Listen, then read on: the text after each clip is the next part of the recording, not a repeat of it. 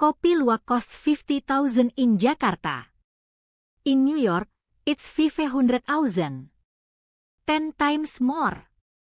Batik, 200,000 in Yogyakarta, 2 million in Paris. Speeches from Maluku, pennies at home, luxury in London. The difference isn't shipping. It's something far more insidious. Why does this happen? The answer lies in a simple trick of the mind. We assume that if something is expensive, it must be valuable. And if something is cheap, it must be inferior. This is not a rational calculation. It is a reflex. A bias that has been studied for over a century. And it is the reason why Indonesian products are priced so differently abroad. The product does not change. Only the perception does. Consider his. A bottle of Indonesian sambal costs 15,000 rupiah at a local market. In a supermarket in Amsterdam, the same bottle is labeled as exotic chili pasta and sells for 150,000. The ingredients are identical. The recipe is the same. But the packaging is different. The label is in Dutch. The bottle is smaller. And the price is 10 times higher. This is not an accident. It is a deliberate strategy. The psychological trap works like this. When we see a low price, our brain signals that the item is common or low quality. We undervalue it. But when the same item is placed in a foreign context with a high price, our brain flips. It signals prestige and rarity. We suddenly see it as desirable. This is why Indonesian products are often more respected abroad than at home. We have been conditioned to trust foreign brands more than our own. The numbers are staggering. A study found that Indonesian batik can be sold for up to 50 times its local price in European markets. Kopi Luwak can reach $100 per cup in exclusive cafes. And yet, the farmers who produce these goods often earn less than $2 a day. The gap between what they receive and what the product sells for is not due to cost. It is due to perception.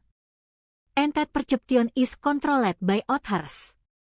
So the question is not why Indonesian products are expensive abroad. The question is why we let them be cheap at home. The answer is a dark psychological truth. We have been trained to see our own creations as lesser. We look outward for validation.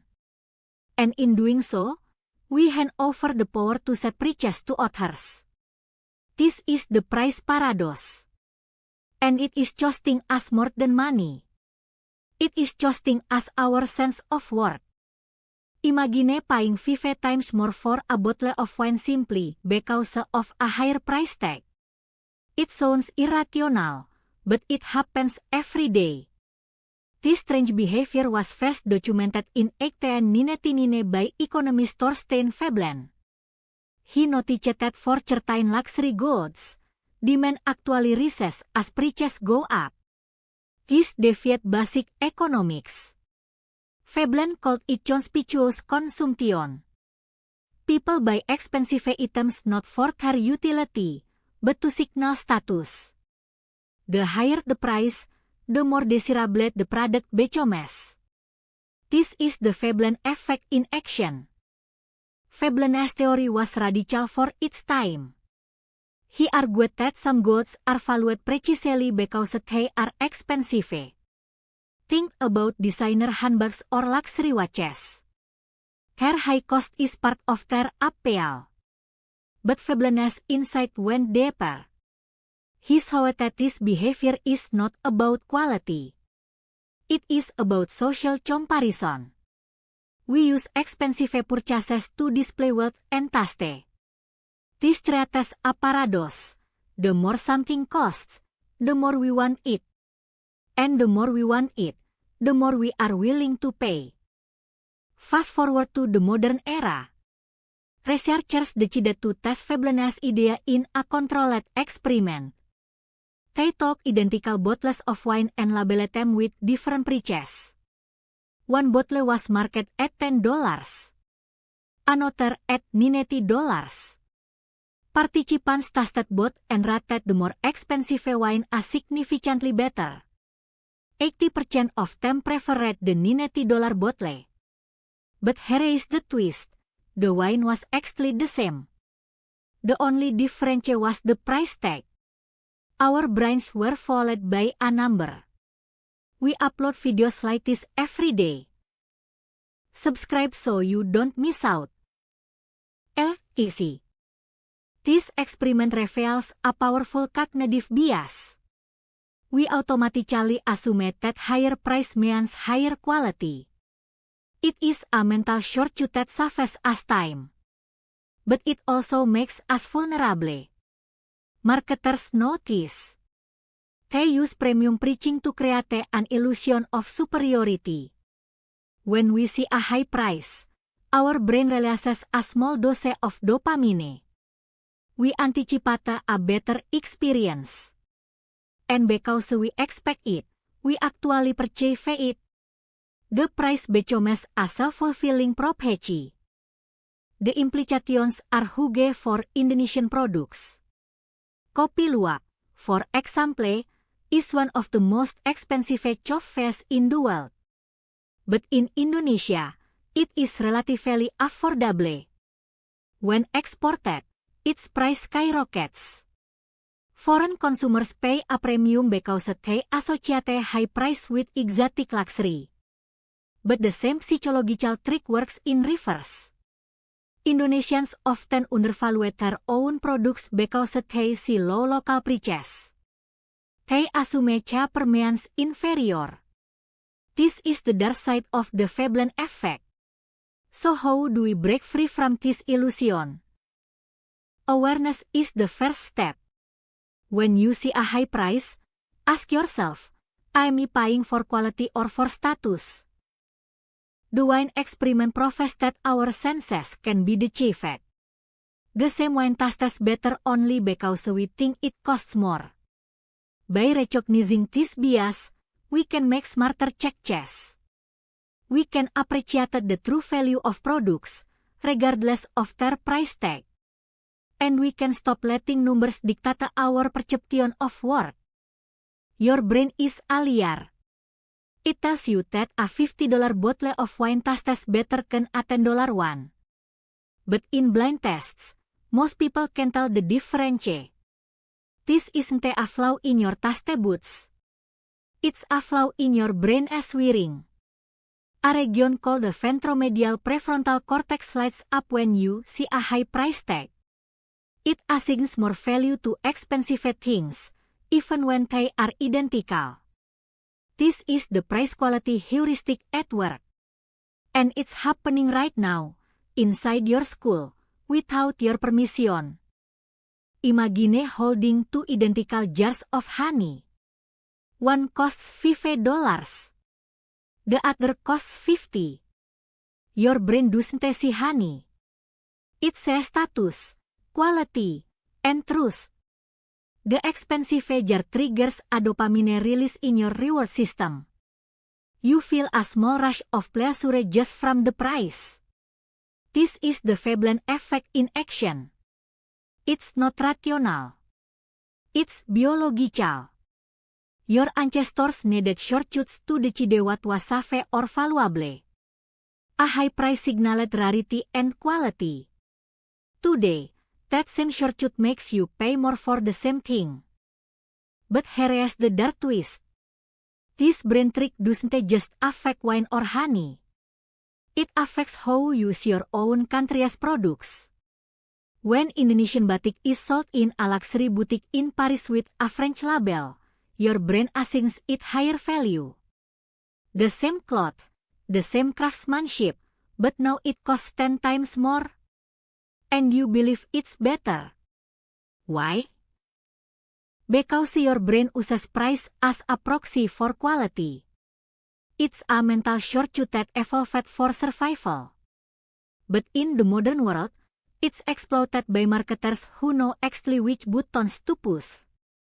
The ventromedial prefrontal cortex doesn't work alone. It teams up with the insula, which processes disgust. When you see a cheap price, the insula may activate a subtle feeling of distrust. You think, this must be low quality. Meanwhile, a high price charms the insula and excites the reward center. This dual mechanism is powerful. It can override your objective judgment completely. You make note that two products are identical, but your brain still prefers the expensive one. It's a neural bias that costs you money every single day. Now consider this. If your brain can be tricked by a price tag, what else can it be tricked by? Packaging, branding, a foreign name. These are all choices that your brain uses to shortcut quality. And they are all manipulated. International brands know that Indonesian consumers associate foreign labels with higher status. So they take local products, repackage them, and sell them back at a premium. Your own brain becomes an accomplice in this deception. It tells you the foreign version is better, even when it's actually the same. So what can you do? Awareness is the first step. When you see a high price, pause. Ask yourself, is this really better, or is my brain just reacting to the number? The price-quality heuristic is automatic, but you can override it with conscious thought. Compare ingredients. Check origins. Do blind tests. Your brain is wired to be tricked, but you can rewire it. The next time you buy something, remember, the price tag is not a measure of quality. It's a measure of how well your brain has been manipulated. Imagine a simple jar of honey. In Indonesia, it costs around 50,000 rupiah. But after a quick trip to Singapore, it returns wearing a sleek labeled size premium wild honey from Sumatra. The price tag now reads 500,000 rupiah. This is not an accident. It is a carefully engineered psychological trap. International brands have mastered the art of taking what we own, dressing it up, and selling it back to us at 10 times the price. And the worst part, we gladly pay. The first trick is rebranding. A local batik cloth, handmade by artisans in Yogyakarta, sells for 200,000 rupiah. But when a European fashion house stamps its logo on it, the same cloth becomes a limited edition scarf worth 2 million rupiah. The fabric is identical. The craftsmanship is the same. Only the name has changed. And suddenly, our own heritage feels foreign and exclusive. We are conditioned to trust a foreign name more than our own. Next comes artificial scarcity. A brand might release only 100 bottles of Java Mountain Coffee per year. They claim it is handpicked by monks on a remote volcano. In reality, it is the same coffee beans sold at local markets for 40,000 rupiah per kilo. But by limiting supply and inventing a story, they trigger our fear of missing out. Our brain screams, rare equals valuable. So we pay 300,000 for a single bag. Premium packaging is the third weapon. A simple spice blend in a plastic pouch costs 15,000 rupiah.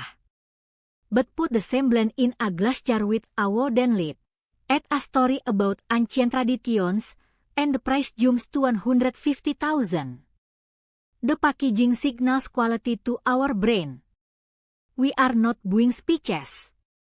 We are buying an experience, a story, a status symbol. And the brand knows that we will pay for the story, not product. But the most insidious tactic is selling our own goods back to us. A brand sources vanilla from Papua, ships it to France, processes it, and returns it as Madagascar Bourbon Vanilla in a fancy box. The price multiplies by 20. We buy it because we trust the foreign label more than the local one. This is the dark psychology of export manipulation. They exploit our own bias against ourselves. We become willing participants in our own exploitation. So what can we do? The first step is awareness. Every time you see a premium foreign brand, ask yourself, is this really better, or just better marketed? Look for the origin. Support local brands that are honest about their products. Break the cycle of paying for a story instead of substance. The power is in your wallet. Choose to see through the illusion. Because the moment you stop undervaluing your own, the manipulation loses its grip.